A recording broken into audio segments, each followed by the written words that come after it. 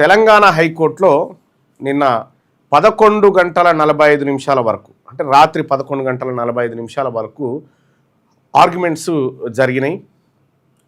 జరిగినటువంటి సందర్భంలో చాలామందిగా Bhagirath bail, Bhagirath arrest, లేకపోతే ఇతర అంశాల గురించి వాదోపవాదనలు విన్నారు, అయిపోయింది. కానీ ఒక ఇంట్రెస్టింగ్ టాపిక్ ఏంటంటే, ఇక్కడ ఒక మహిళా జడ్జు ఉదయం 10 గంటల నుంచి రాత్రి 11:45 నిమిషాల వరకు ఏకబిగిన అటు డబుల్ బెంచ్ పైన కూర్చొని, పొద్దున్న నుంచి 10 గంటల నుంచి డబుల్ బెంచ్ పైన కూర్చొని 20 కేసులను డబుల్ బెంచ్ పైన విని వాటి పట్ల పరిష్కారాలు చూపిస్తూ, మరోవైపు సింగిల్ బెంచ్కి వచ్చి సింగిల్ బెంచ్లో 70 కేసులు విచారణ చేసింది.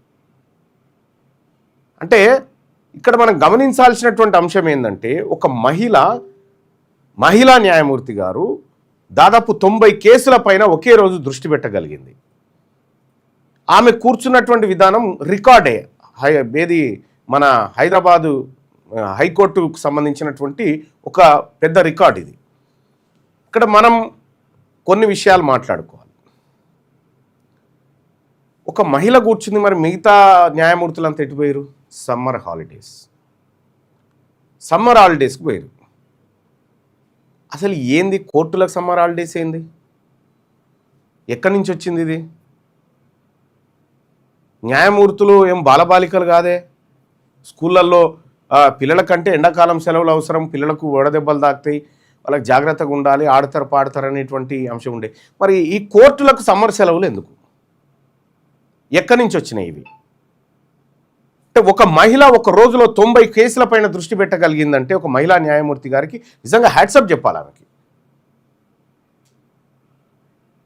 అసలు ఏంది దీని వెనకాల కథ ఏంటంటే, స్వతంత్రం రాకపూర్వం మనకు బ్రిటిష్ పరిపాలన ఉండే.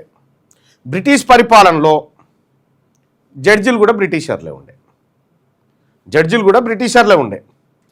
వాళ్ళు అక్కడి వాళ్ళు వచ్చి ఇక్కడ మే నెలలో ఎండను తట్టుకోలేకపోతుండే. మే నెలలో ఎండను అస్సలు తట్టుకోలేకపోతుండే, 45 డిగ్రీల వరకు ఎండ ఉంటుండే. అటువంటి సందర్భంలో వాళ్ళు ఏం చేసిరంటే, ఈ ఎండ నుంచి ఉపశమనం కోసం కలకత్తా హైకోర్టు, మద్రాస్ హైకోర్టులో ఉండేటువంటి జడ్జిలు ఎవరైతే ఉన్నారో బ్రిటిష్ జడ్జిలు, వాళ్ళు సమ్మర్ వెకేషన్స్ కోసం పోయేది. కలకత్తా వాళ్ళు షిమ్లా పోయేది, మద్రాస్ వాళ్ళు మనాలి, ఊటీకి పోయేది. ఇప్పుడు వాటికి అంత ఫేమస్ ఎందుకైనాయి ఆ ప్లేస్లు అంటే, వీళ్ళు పోవడంతో పరిపాలన కూడా దాదాపు పక్క నుంచే సాగించేది చాలామంది అధికారులు. అది అప్పుడు 1890 తర్వాత కొన్ని హైకోర్టులు వచ్చినాయి. ఆ హైకోర్టులలో ఇదే పరిస్థితి ఉండే. క్రమంగా భారతదేశానికి స్వతంత్రం వచ్చింది. స్వాతంత్రం వచ్చిన తర్వాత సేమ్ అదే ఆనవాయితీ కొనసాగించారు. బ్రిటిష్ జడ్జీలు లేరు, బ్రిటిషర్ కథ లేదు. వచ్చిన తర్వాత కూడా అదే కొనసాగింది. అవే సమ్మర్ వెకేషన్స్, అవే సమ్మర్ హాలిడేస్ జరుగుతుంది.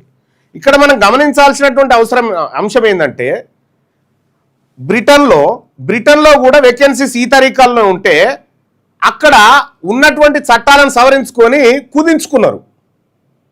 కుదించుకొని అక్కడ కోర్టులు నిరంతరంగా నడిచేటువంటి ప్రక్రియ మొదలుపెట్టిరు. కానీ ఆ ప్రక్రియ తీసుకొచ్చి రుద్దిపోతే దీన్ని ఇంకా మనం కొనసాగిస్తా ఉన్నాం. ఎందుకు కోర్టులకు సెలవులు అవసరం? అప్పట్లో నీకు 1880-90 ప్రాంతంలో కూలర్లు, ఏసీలు ఇవేమి ఉండేటివి కావు. కాబట్టి అప్పుడు సెలవులు అవసరమైనవి. ఇప్పుడు కూలర్లు, ఏసీలు, చెమట సుక్క రాలకుండా సెటప్ అంతా ఉంది.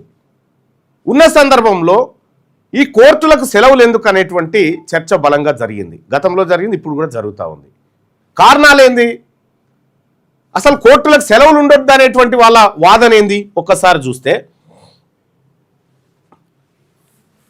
భారతదేశంలో ఈ రోజు వరకు కోర్టులలో ఎన్ని కేసులు పెండింగ్లో ఉన్నాయి ఎరికేనా? 5.5 కోట్ల కేసులు పెండింగ్లో ఉన్నాయి. కోర్టులలో పెండింగ్లో ఉన్నాయి. 5.5 కోట్ల కేసులు పెండింగ్లో ఉన్నాయి. కేవలం హైకోర్టులలో 50 లక్షల కేసులు పెండింగ్ ఉన్నాయి. 50 లక్షల కేసులు హైకోర్టులలో పెండింగ్ ఉన్నాయి. 4,80,00,000 కేసులు జిల్లా కోర్టులలో పెండింగ్లు ఉన్నాయి. పెండింగ్ కేసులు. ఇంకా గమ్మత్తు విషయం ఏంటంటే 1952లో వేసిన కేసు ఇప్పటికి పెండింగ్లోనే ఉంది. ఇంకా 1952లో వేసినటువంటి కేసు, అందులో బరంపూర్ లిక్విడేషన్ కేసు ఒకటి ఉంటుంది. అది 2003లో 72 ఏళ్ల తర్వాత తేలింది. 72 ఏళ్ల తర్వాత ఏది ఆ కేసు తేలింది. మరి ఇన్ని లక్షల కేసులు ఓవైపు పెండింగ్ ఉండి జనమంతా న్యాయం కోసం న్యాయస్థానాల చుట్టూ తిరుగుతూ ఉంటే ఈ సమ్మర్ హాలిడేస్ కథ ఏంది? ఒక మహిళా న్యాయమూర్తితోటి అర్ధరాత్రి దాకా పనిచేయించుకునేటువంటి పరిస్థితి ఎందుకు వచ్చింది? ఇక్కడ ఇది మన లెక్క కాదు. మళ్ళా కాక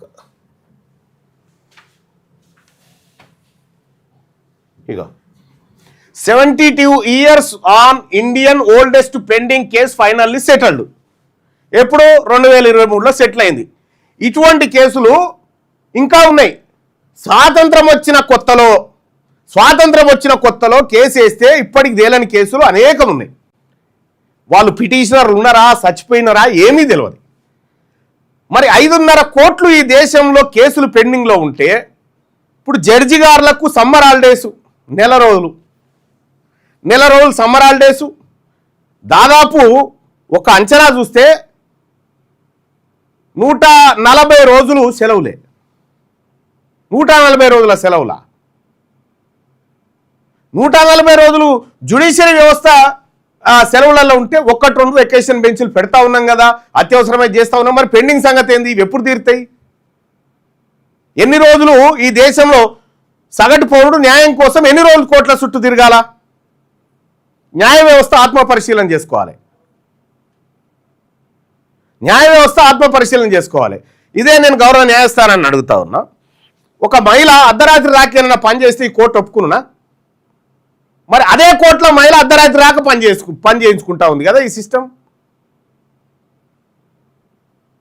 కాబట్టి ఈ దేశంలో చాలా కేసులు 5.5 కోట్ల కేసులు పెండింగ్లో ఉన్నాయి. ఈ కోర్టులకు హాలిడేస్ ఎత్తివేయాలి. కోర్టులకు హాలిడేస్ ఎత్తివేయడం అంటే ప్రజలకు సత్వర న్యాయం అందించడమే. ప్రజలకు సత్వర న్యాయం అందించడం అంటే భారత రాజ్యాంగాన్ని గౌరవించడమే. భారత రాజ్యాంగంలో ఉన్నటువంటి అంశాలను ఇంప్లిమెంట్ చేయడమే. వాటిని ఈ కోర్టులు ఉల్లంఘిస్తున్నట్టుగా ప్రస్తుతం ఉన్నటువంటి లెక్కల ఆధారంగా కనిపిస్తూ ఉంది.